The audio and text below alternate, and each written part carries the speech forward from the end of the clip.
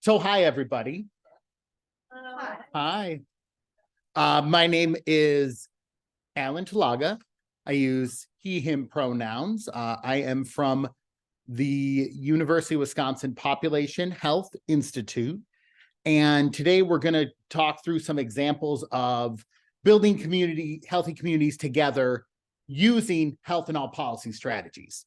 So if you see, this is clearly, UW grade diagram right over there is, Change Lab, our office, both work in health and all policies. So there's definitely some overlap between the lunch keynote and here. For anybody that's joining us via Zoom that didn't attend that, there are going to be some things I'm going to skip over because I saw most of y'all in here eating lunch, watching that. I don't feel you need to hear some of that stuff again 30 minutes later. So there's some stuff I might skip over quickly if you had to leave the lunchroom at all. And my apologies. I'm happy to stay a few minutes after if there's anything that I skipped over because Becky already did such a dang good job explaining it. The other one I wanted to just mention about the lunch keynote and this breakout is while we work in the same area, just how it happens, different groups use somewhat different terminology. So I might refer to something that's at its core, I know is the exact same, but I might use different terminology than Becky used and vice versa. So please try not to get confused on any of the jargon. Once again, I'm more than happy to explain that. I want us to be able to talk, which I know is tough when I've got this limited range here, but I do have a microphone. And if there's any points where it really makes sense we want to hear, we can make sure we get that microphone out to you. This is a big, long football field of a hall. So definitely when we're talking, we want to make sure we're using this mic that I've got charged over here just so we can all hear each other. Just trying to do some basic accessibility. That is about that. The only other one is just so you don't have to see it only on the slide at the end. I just put my email address up there.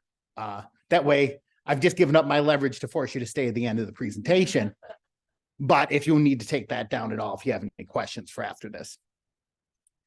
So in this session, we're once again going to be covering some health and all policy strategies. Once again, some of them are going to be right online the same. Some are going to be phrased slightly differently. The key here, though, is we're going to get a little bit more granular in what exactly some of the steps were.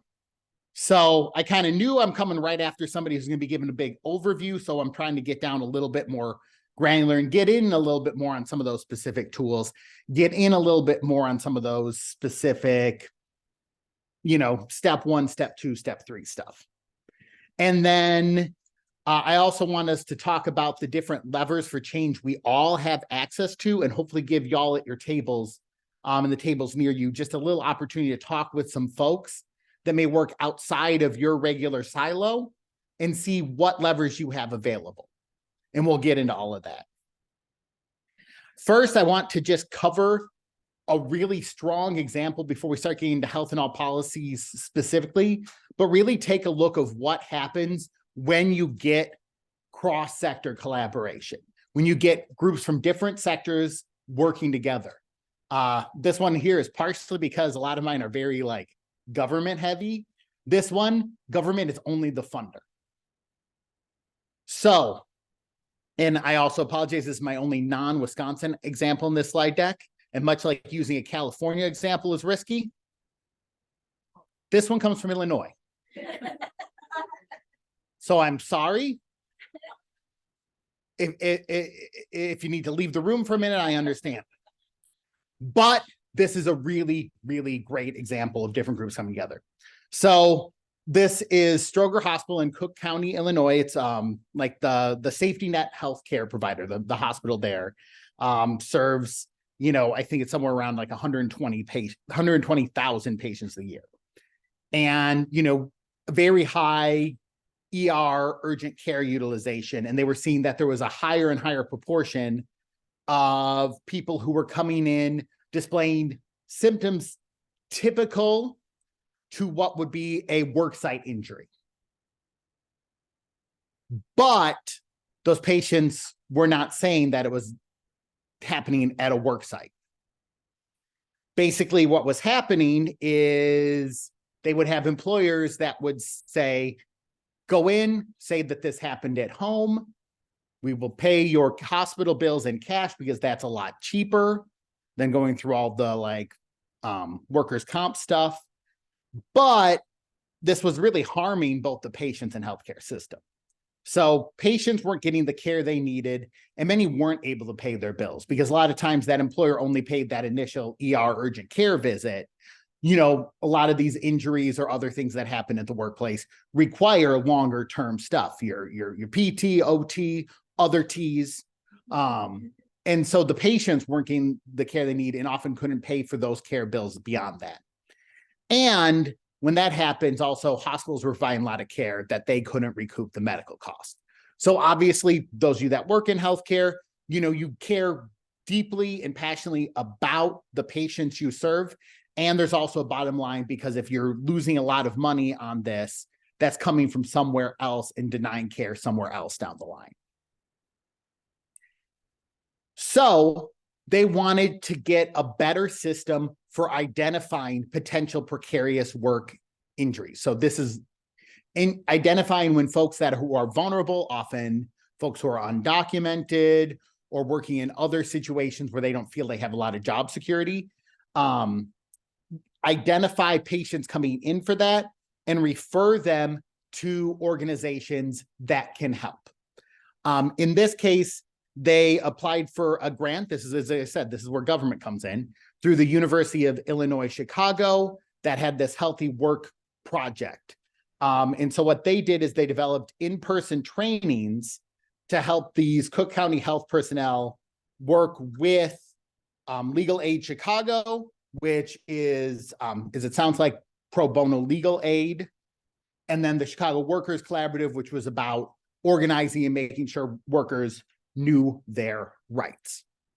So they set up very clear goals right away that after trainings, staff would be able to connect patients who became injured or ill at work to these resources, helping them exercise their legal rights, and that staff would be better at identifying signs of wage and hour violations, because a lot of times these injuries happen with people who are working well over 40 hours a week, discrimination, human trafficking, because, you know, human trafficking is by numbers bigger in the US than it's ever been before at any point in history.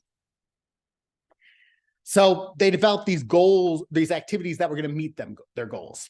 So a referral system to connect patients to Legal Aid Chicago and the Chicago Workers Collaborative. So just simply being able to go like, all right, here we've got a pipeline for you coming in to get to service, to you being able to get to resources. Because as anybody knows that's ever had to either apply for any sort of aid or benefits themselves or worked with folks who had, anytime you have that synapse, you're going to lose people. So they wanted to make sure they had a direct referral system. They wanted the development of informational materials so that they could just simply have, if somebody wasn't comfortable right then disclosing that this happened at work, that there were going to be informational materials as posters, handouts, that they were going to be able to see it printed in multiple languages, that, hey, you have access to resources if this happened. And it doesn't have to be on the day of the thing. Once again, that in-person training curriculum so that we could have staff that are in these departments working to get that. And I think they started with the ER, but they started expanding out to more systems, including your physical therapist, your occupational therapist. And then expanding the hospital's informatics system to automatically generate these materials for you when you get your discharge materials, essentially. That you would have these include in there. By the way, you have these rights. Here are local agencies that can help. And then they also put that so it would also directly connect to occupational medicine. That's not as tied to the partnership, but they noticed that people were leaving and then they were never really getting connected to the OT services. So after going through that, this is the one where I won't have you use the microphone, but if y'all could just shout out, and I'll repeat it into the mic for our Zoom friends. What were some of the reasons why this partnership was successful? Collaboration between agencies. Collaboration between agencies. Direct referral. Direct referral. Other folks? Multi-strategy approach. Multi-strategy approach. I like that. Not going to be in the list I'm going to show, but I like it. Anybody else? Information provided. The information providing is very important. So here are some ones that all those that you said, if they're not on this list, they're still real important. But here's some ones that are just some key ones. Is one, they had a clearly identified health inequity problem.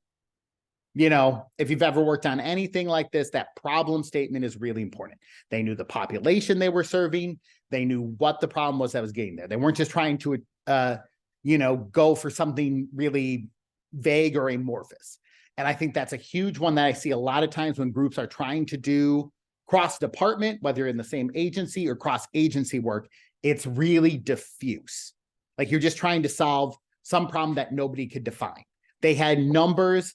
They had, you know, kind of some data that showed like why they were getting these numbers. So they had good quantitative and qualitative data behind it. They had shared, well-defined, measurable goals that those activities, multiple activities all led into. A big one here is mutual respect. Is, you know, this was a massive hospital connected to an even more massive health system, working with two smaller nonprofits, and they came together from really mutual respect. And it wasn't the nonprofit being like, you are only in this for the money, nor the healthcare system was saying, well, you don't understand how big our concerns are. You know, they all came together from that position of mutual respect, all understood they were working towards similar aligned values. Everybody had support from leadership. The hospital board was behind that. That's a big one. One that we cannot forget is dollars. They had grant money to do this. Now, grant money, as we all know, I'm on a lot of soft money myself, is not sustainable or really, you know, lets you get all that sleep we heard about this morning. But they had a real set goal of this is what we can use this infusion of cash for right now to address a major barrier in a way that will then be able to be sustainable afterwards. And they then also had a commitment to continue the work, because a lot of times these partnerships dissolve the moment the dollars are gone. And that's just reality. But they had a real set commitment from all agencies that this is something long-term. So I kind of just lead into that when we then talk about some of the stuff that goes here in health and all policies. Once again, these are the slides I'm going to go very fast through because these were covered in many cases better at noon than I have in mind. But I want to just think that there are a lot of situations in which we already see lots of strong collaboration out there. You can take a look at situations when we, like right now, when it's flu shot and, you know, other vaccination season, we get a lot of collaboration from so many partners. You know, you can get, my kid can get his flu shot in his school district. You know, we have all these partnerships that help provide that. In addition to that, you know, they're going to go check out his vision and his dental in school if we signed up for that. So we already have a lot of these where groups are working together there. When it comes to something like blue-green algae, there are great ways the environmental health folks at the Department of Health Services work with the Department of Natural Resources. And it sounds like, well, yeah, they're just like a couple blocks from each other in Madison. That took time, energy, and effort to build those collaborations. And they've done it over a number of years, you know, starting before we were really talking that much about health and all policies. They were already doing that. And then one that, if you had asked me 5 years ago, will we see a number of law enforcement departments that are really strong partners on Narcan and overdose reversal? I would not have imagined we've had the progress we've had. You know, it's not obviously consistent as you go across the state, but there are some places where we have seen really, really awesome partners out of our law enforcement departments that have saved lives. And so we already see these collaborations in place. This isn't a brand new idea, even if you got 2 new handouts today. So it's just thinking about what are then some of the places we can go from here. This is great because we're not introducing something brand new. We're building on what already works. And here's another definition of health in all policies, but you already saw one. But this is specifically thinking that we're really looking for those synergies where we can work together on it and avoiding really harmful health impacts. I think that's a very important one because every single policy, whether that's that big policy ordinance or the small p policies of, you're making within an organization, those all have a health impact. It's either positive or negative. It might be big, it might be little, but they all have some impact on health. And so we're trying to think about how we can, boost up those positive ones and avoid those harmful ones. I think that's another one here that often gets ignored when we talk about health in all policies, is sometimes it's stopping the negative health impacts before they start, particularly when we talk a little bit about transit later. This is a similar sort of thing to before, that we're really looking for promoting that health, equity, sustainability, that intersectoral collaboration, that multiple partners, that everybody involved should be able to take something home.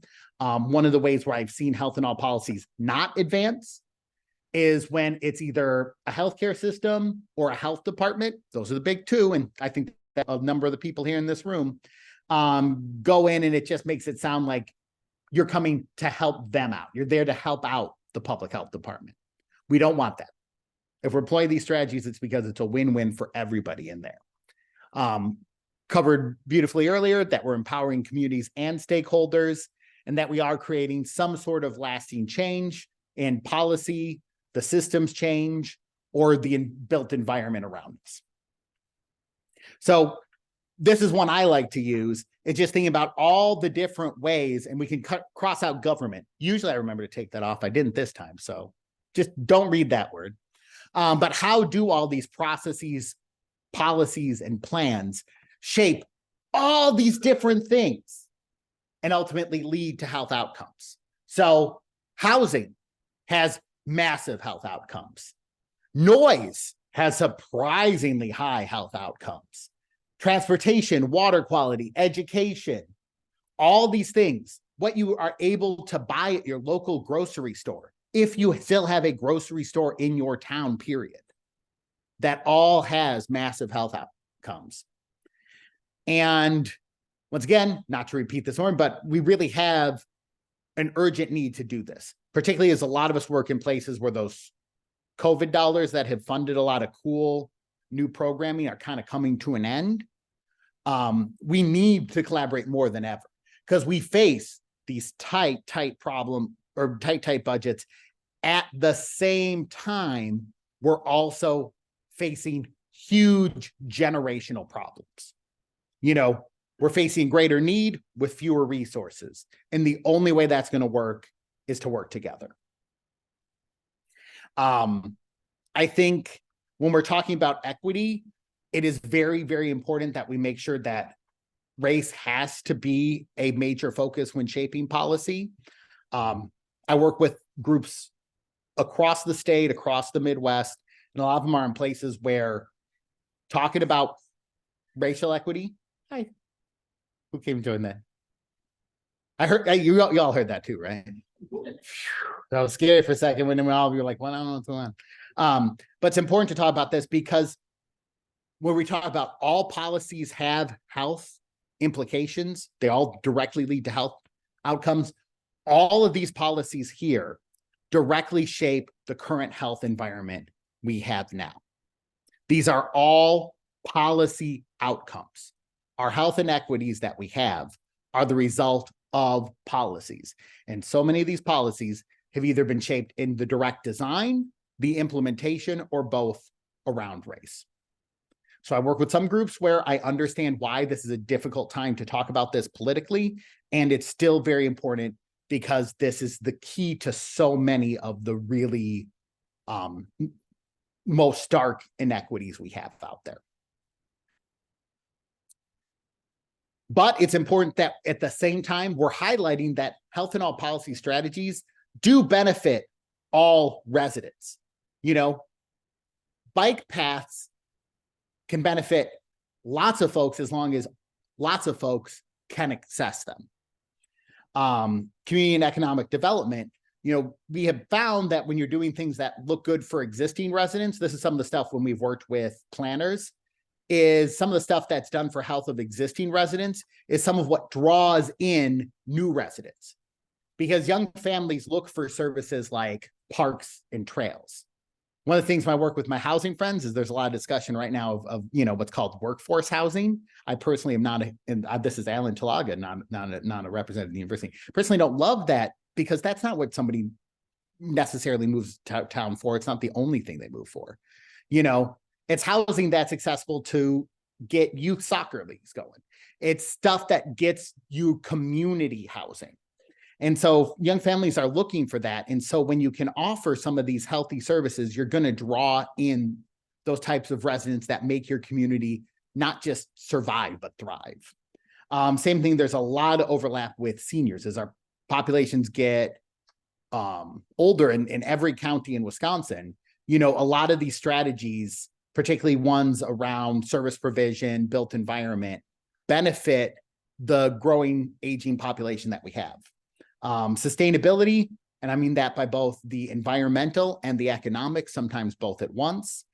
And then this, I'll skip collaboration efficiency because I think we covered that one a little, but really important is when you do this well, you have a lot of transparency and engagement.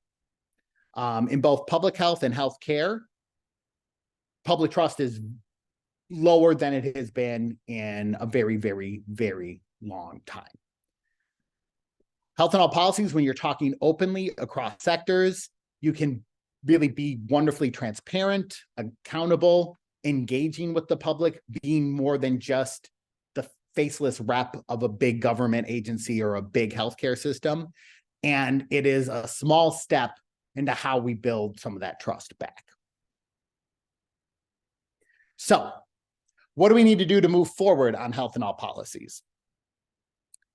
So we're going to talk a little through about levers for change. I think this is probably of all the things to take away from here. If you're going to work with groups outside of your own office, understand what levers for change they have available. And this is very analogous to what Becky was talking about at the noon thing, because these are technically all policy levers in a way.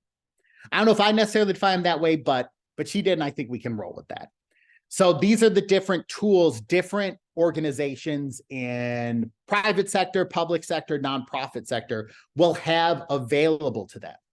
And understanding those tools will immeasurably help you. There might be something that could really get a lot of change that's just outside of your control, but is in somebody else's. And even if you've had meetings with this folks, if you don't know what their levers are, you might never get there. It might just stay kind of in that well-meaning, positive, yay, health, that doesn't really lead to a ton of change. So as an example here, there a very well received session this morning on CHOT and CHIP processes, where we've got these, planning documents that like public health uses with the community health improvement plan. But it's also good to know that those aren't the only big planning documents that are out there. Comprehensive plans by a planning department have a huge impact in shaping the community and what it looks like. That determines your density of housing or your density of commercial, the density of all these things. That determines where you're going to see big 4-lane roads versus a 2-lane road that's going to be easier for people who are walking and biking, and will help people make that choice to walk or bike that much easier. So these are hugely important. One of the groups we worked with was in Eau Claire, where they included a health chapter in their comprehensive plan. And, within the first year, it was immediately used to help shape a new housing development so that they made sure that there were more accessibility connections to bike trails, bike parking, like the bike lock things. I cannot believe I'm blanking on that. It's been a long day. I left at 5 a.m. to get here. You can see access to parks and all that. It can be in how they choose to spend the dollars they do get from grants, because there are a number of grants out there that have choice in implementation. This one is in Fitchburg, which is a suburb of Madison, though don't tell anybody from Fitchburg that I said they're a suburb of Madison. They would not want to be associated that way. But they spent a 5-year project really getting to know people, make connections, hiring neighborhood navigators who would be city employees who could go out and continue to build those partnerships. They developed programs. So these are just short-term things as a result of getting to know folks so that they could test some of these ideas, test the feedback they were getting, and then use that to identify where were the spaces they were going to need to do in their strategic plan. And they did 5-year commitment on this. There were lots of other groups who got the same sort of 5-year time frame.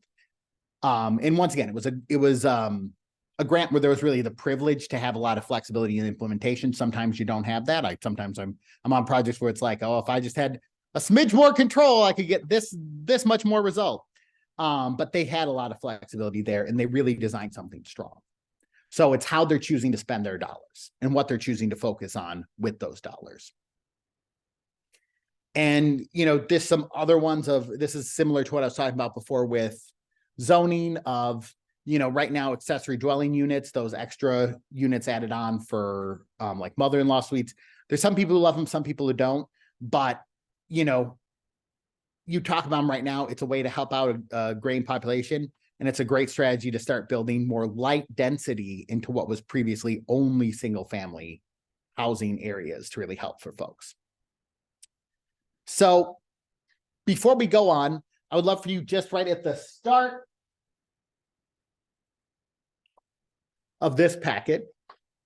We've got the first few pages here. I would love for y'all to just kind of go through here and pick one that your organization uses. So it might be, for example, purchasing, procurement, and contracts. So it might be our hospital food service spends 10% of its money on local food. I know there's some in Wisconsin that have done up to that. You would write that down, and then you'd write what might be some possible action to go further. But for that first one, just write a little bit about one you have experience with. And then the second, identify one that you have some questions about, and just kind of write down either might be possibilities or just a question. So I'm going to give y'all a few minutes. Zoom folks, we're going to make sure we get you a PDF copy of this somehow. It might not be right now, but you already got that for them? No, we're going to make sure. You gave me the thumbs up, and that got me really positive, but it's on the way. All right, so take just a few minutes at your table, and then once you've done that for a few minutes, I'll let you know to start talking to some people around here. I might want you to get up and move around and talk with some folks that you don't know if you just happen to be sitting with the same folks. Because kind of the goal out here might be that we get some of this cross-sector collaboration opportunities identified today.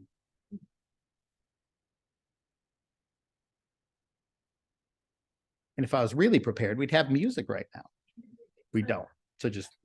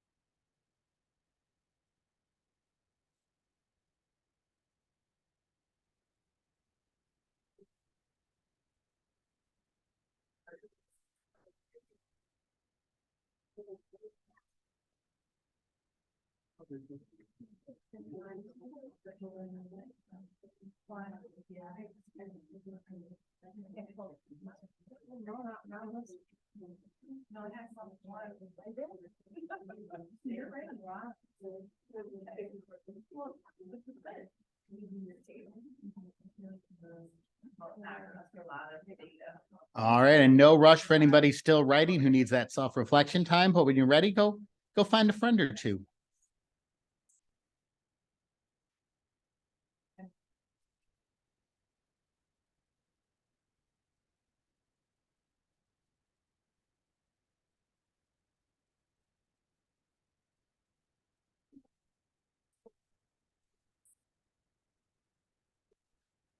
I don't know.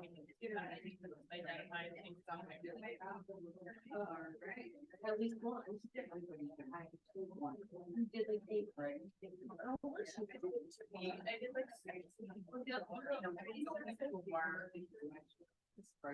So.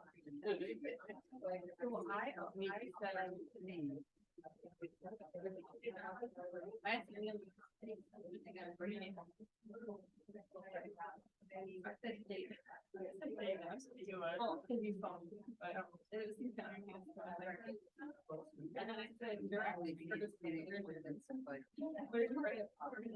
Yeah, like, I guess I did more like anything.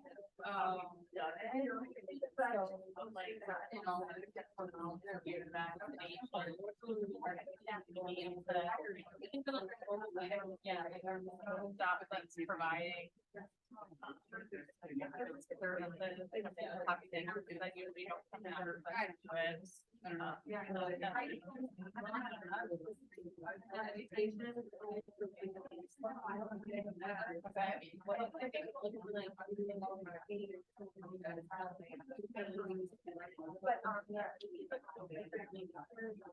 Well, yeah, especially I got to the meeting, and I felt a lot, like, hard, long, whatever. Yeah.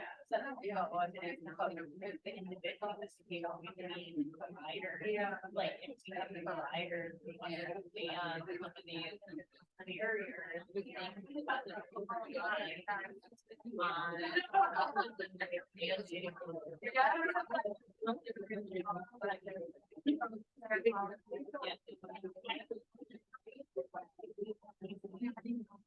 Yeah.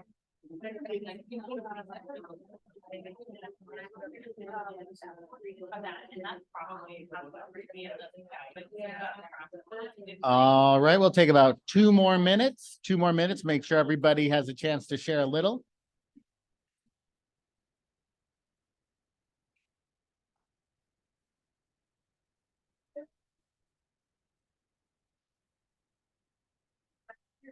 Yeah, a lot of stuff about being like. Volunteer time.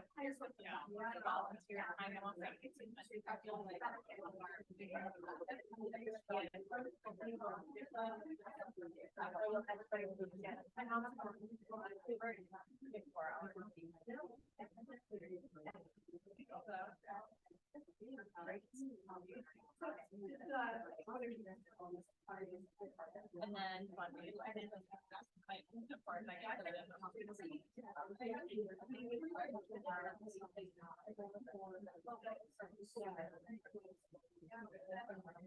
yeah, I mean, I don't know how to do it. I think it's like routine. I feel like it's really important, but like we're not very excited for writing your organized campaign, but we're not like that.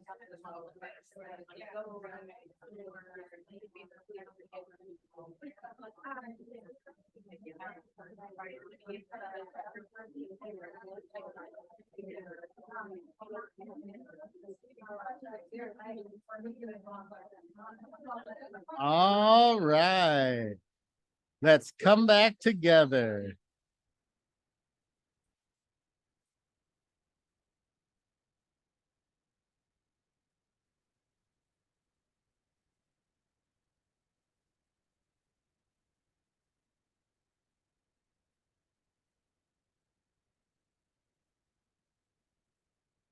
Okie dokie, if you can hear my voice, clap once. Try this again. If you can hear my voice, clap once. You can hear my voice clap twice. Works. Getting my suit up, works. I'm gonna wear a mask as I go out and talk to y'all, just in case any of you were trying to keep a little more distance from other folks here, because there's no respect that, so it's gonna wear this right now. Anybody have any levers that they identified, that they think their organization's doing a really, really good job when it comes to building better, more equitable health outcomes that they want to share? What are you proud of? On the back, I like it. I like it. I'm a student in the UTCA, the nursing program, so kind of an offshoot of, and the UTC is the NEW clinic, that there's 2 locations, I think, here in Green Bay. They provide affordable healthcare, based on income for pricing, so I really think that that's a really good thing that they've implemented.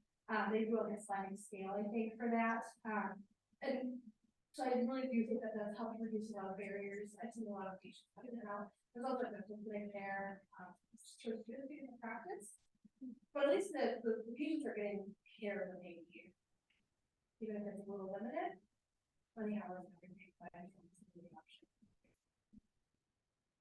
I think, because that's from you did that under direct service provision, right? Yes, I think that's, no, I think it's perfectly applicable, and I also think direct service provision is one of the areas that there's a lot of reasons we won't get into, because that take up the rest of the time, that direct service provision does not get the credit from other of this work. I think that's a wonderful example. And are they also people that do the Zoom? No, they didn't.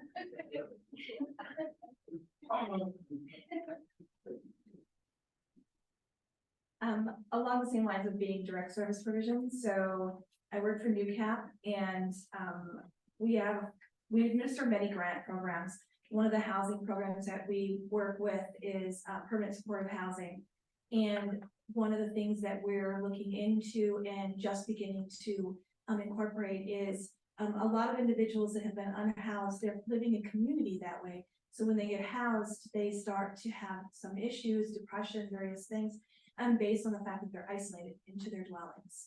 And so we're looking at creating 2 and 3 bedroom facilities that each resident would have their own room, and then they would share the commons and area spaces. So we're expanding that program. So there's still individuals in that program. They each have a personal lease, but they share the housing in general. So, and it creates community. It also creates a balance of services, because they all have individual coaches that come in and see them on a weekly basis. So a coach would actually be in there more than once per week.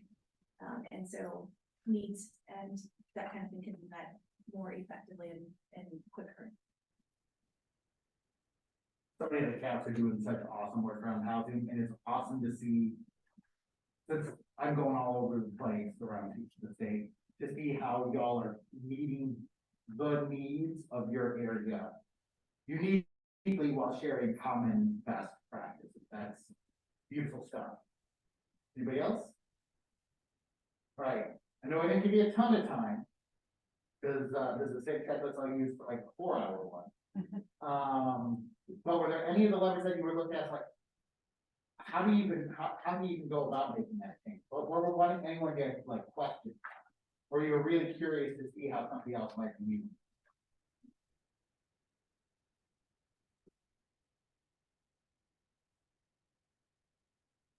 Good morning, my name is Scott, and I kind of had a question mark on what my influence is in licensing and permitting when it comes to zoning.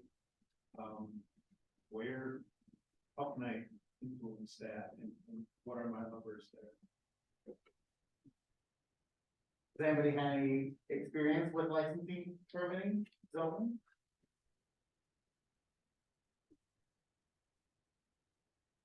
So I think that is a really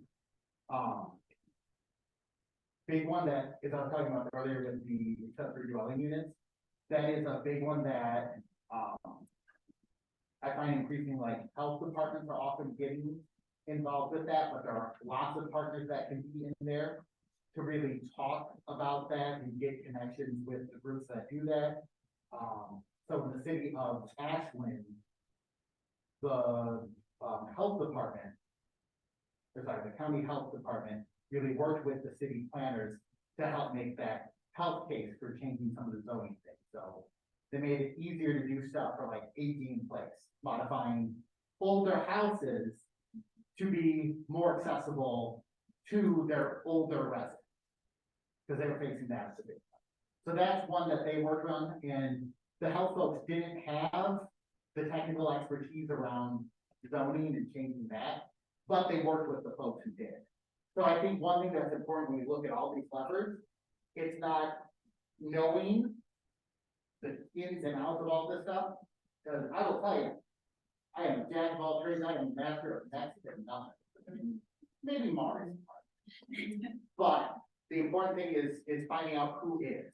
So you need to get really good at finding out who is the one responsible for all this stuff.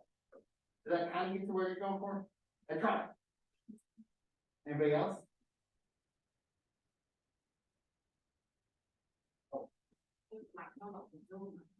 Zoom mic. I'll get on the Zoom mic, sorry. I apologize, Zoom. That's my audience interaction bit. That's the only one. From here on out, I don't know why I'm talking to the mic, the camera's there. From here on out, we're back to being dedicated to you. Okay. All my love, Zoom friends.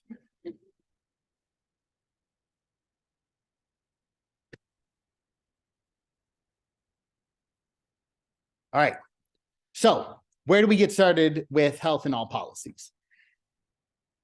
When we talk about this, people immediately jump into, and this once again came up at lunch, she called it pizza, but where people immediately think we got to jump in with a big old ordinance. And there are some communities that did, like Appleton went kind of real quick into the ordinance.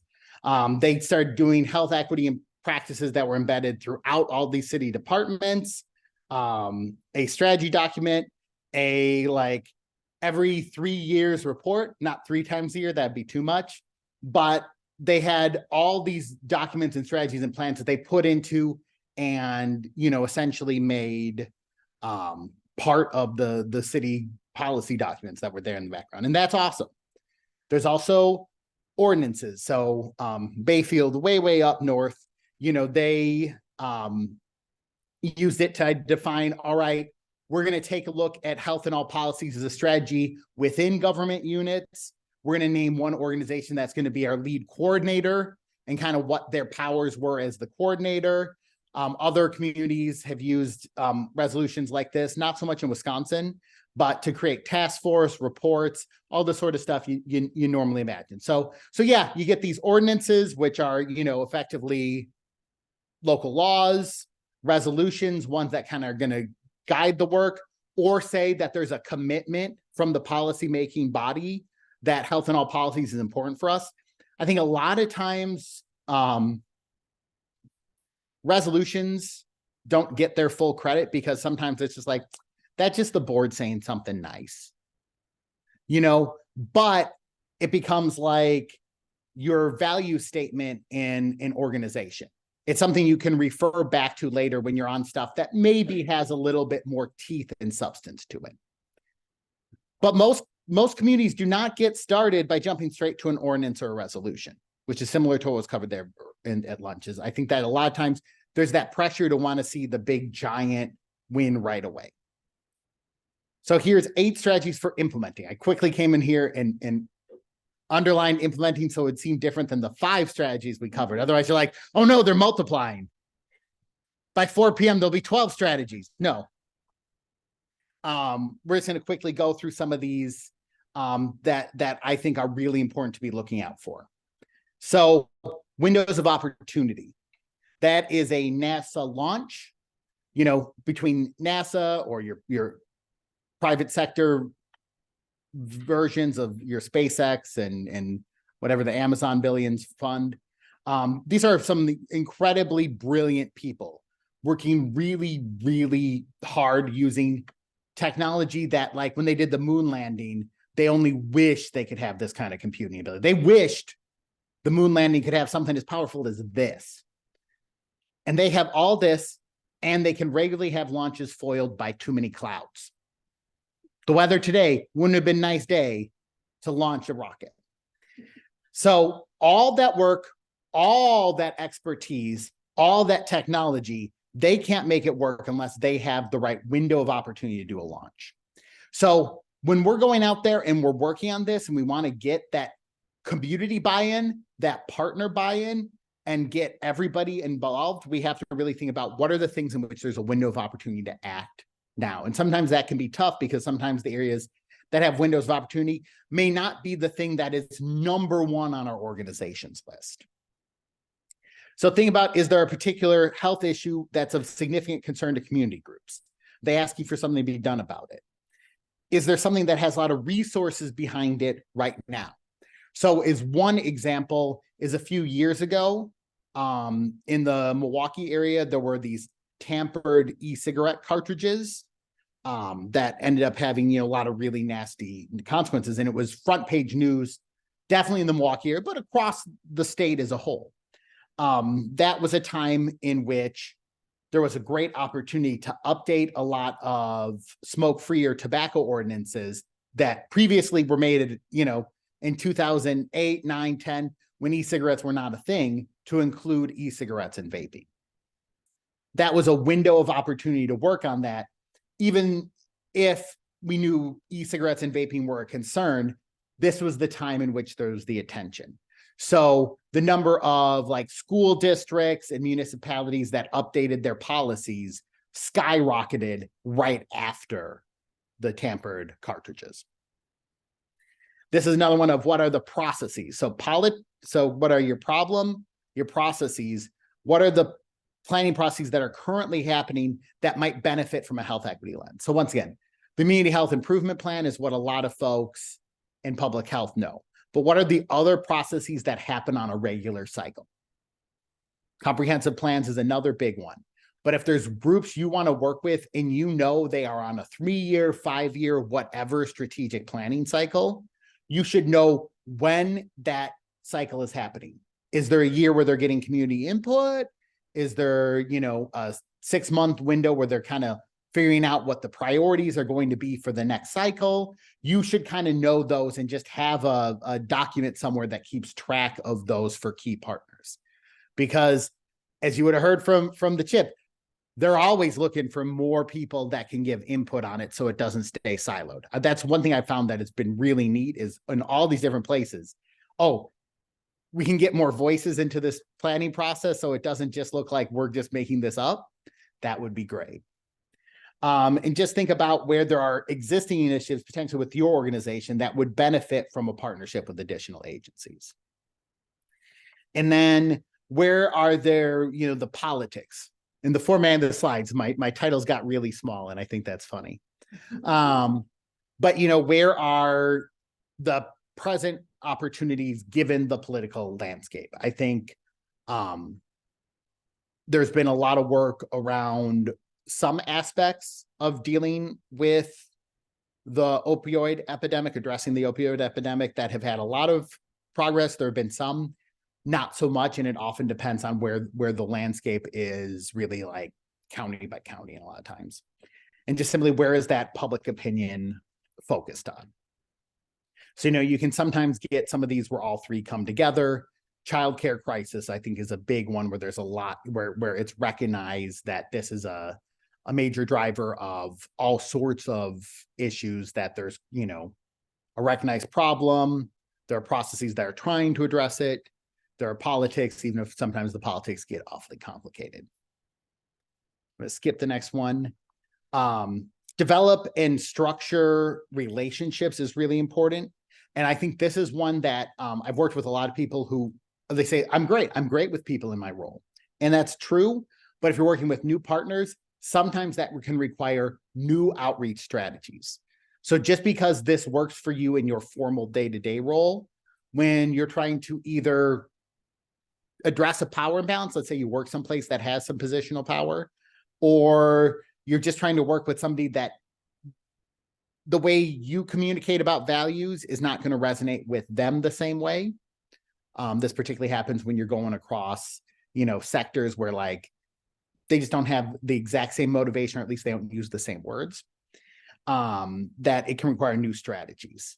And a huge one I would focus on is please don't let one person be the holder of the relationship. I think we've all seen that where we've had people leave our organization. I know this happened at PHI numerous times where somebody's left the organization, and that was our tie. That was our partnership right there. That was the link, and we broke that link. Now that partnership is maybe still there on paper, like we're selling each other's mailing list, but that's it. So don't let it live with any one person. I regularly recommend if you're going to a meeting with a partner, have that representative bring a friend along. We try to do that whenever possible. I know it's really hard with everybody's times and nobody wants to go to more meetings. Well, some people do. Some people really like when you get free coffee, but you know, they had nice yogurt here. But don't let one person be the holder of that relationship. I think a really great example of this is up in Bayfield County that held a rural transportation summit, and they invited all these different partners that were all involved together. And they also went and they talked with community members that just attended. So these were the people who were there in the audience who came to this. They made sure to engage with them as well. Because if you're willing to give up your day to come and listen to all these people speak, I mean, these are obviously cool, engaging, exciting people, but people gave up their day to come to the summit. The people in the audience are just as important as the people up in the panel. So they made sure to specifically engage and reach out to those folks because they have wisdom that added too, and they clearly already have interest. Which, speaking of, you just need to understand what folks' self-interest, values, and priorities are. I know I'm going through these fast, but we're just kind of running low on time. So I'm just going to go through a couple that I think are really important. Some of these are echoes of lunch. Yes, that's a picture of me. But I do really support building that staff capacity. I think if you want this to be something that is big, you want groups across your sectors to be trained on this and have the same sort of language, same sort of terminology that you use to talk about this. Because one of the major reasons why I see partnerships not go anywhere is you use different jargon and then there's translation errors. I swear, the only reason I am here right now is I got hired at a public health organization that was working with a media firm, and the media people could not speak public health, and the public health people could not speak media. They never took that time to establish shared jargon. I was there 20 something. I had no idea what I was doing, but I was suddenly the translator. Make it so you either have a plan for that versus just having like your 20 something intern just fall into that job. Or, you know, take the time together to develop a third language that you can use together so you're not just having that translation error. Speaking of, for that help is in the last page of packet, there's a big old QR code, very big, that links to some health and all policies modules that cover a lot of this detail that we already, that's because we're going to run out of time and not get to all of these, I think is really, really important that that's something that they're meant to be things that are covered in under an hour. And they're written in a way that's not meant to be just limited to healthcare, public health. So they're specifically there so that if you have a whole coalition, partnership of agencies, you can have people go through that together and get some of the same shared language. There's a bunch of tools that you can use. I'm happy to talk through a bunch of these later. I'm just going to focus right now on root cause analysis, which goes back to why this problem is here. This can be really, really helpful to do with partners, because then you can kind of see how is this one problem showing up in all our work. So I've worked with groups where a root cause analysis helps everybody find together and helps them define those root causes that are contributing.